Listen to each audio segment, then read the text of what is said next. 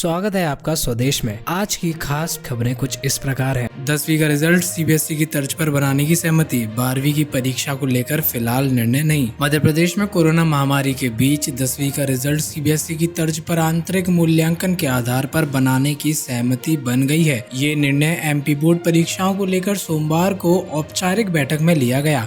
इससे पहले बैठक में चर्चा की गई कि 10वीं बोर्ड परीक्षा पास करने के बाद स्टूडेंट्स दूसरे राज्यों यानी महाराष्ट्र, गुजरात और दिल्ली में सीबीएसई बोर्ड के स्कूल में एडमिशन लेते हैं। ऑक्सीजन एक्सप्रेस आज शाम आएगी। ग्वालियर को 2 और भोपाल को 4 टैंकर मिलेंगे। ऑक्सीजन की कमी से जूझ रहे मध्य प्रदेश के लिए ये राहत की खबर है। झारखंड के बोकारो से ऑक्सीजन एक्सप्रेस भोपाल के लिए सोमवार को सुबह रवाना हो चुकी है। आज देर शाम ये जबलपुर आएगी और यहाँ इसके 2 टैंकर उतारे जाएंगे।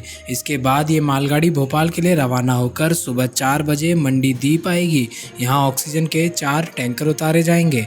इसके अलावा जामनगर से ग्वालियर के लिए 2 टैंकर रवाना हुए हैं। 7 दिन में पहली बार संक्रमण दर घटी, रिकवरी रेट बढ़कर 81% पहुंचा। मध्य प्रदेश में कोरोना संक्रमितों का आंकड़ा 5,25,000 हो गया है।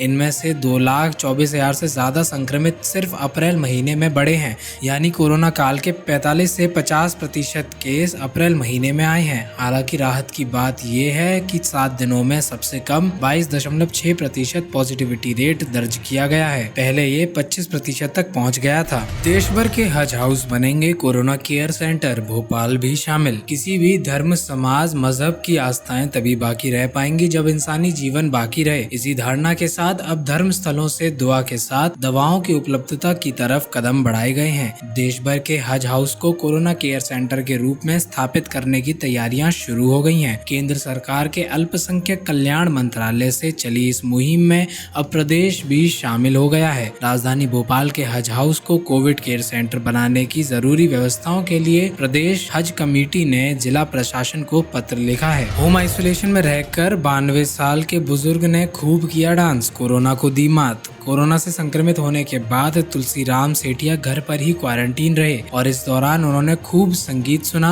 संगीत की धुन पर तुलसीराम जितना थिरक सकते थे उतनी कोशिश की और अपनी इच्छा शक्ति के बूते आखिरकार कोरोना वायरस को परास्त कर दिया। देश इस समय कोरोना वायरस की महामारी से जूझ रहा है। एक तरफ जहां कोरोना हर उम्र के लोगों को अपना शिकार बना रहा है, तो वहीं कुछ लोग ऐसे हैं जो उम्र ज्यादा होने के बावजूद कोरोना को टिकने नहीं दे रहे।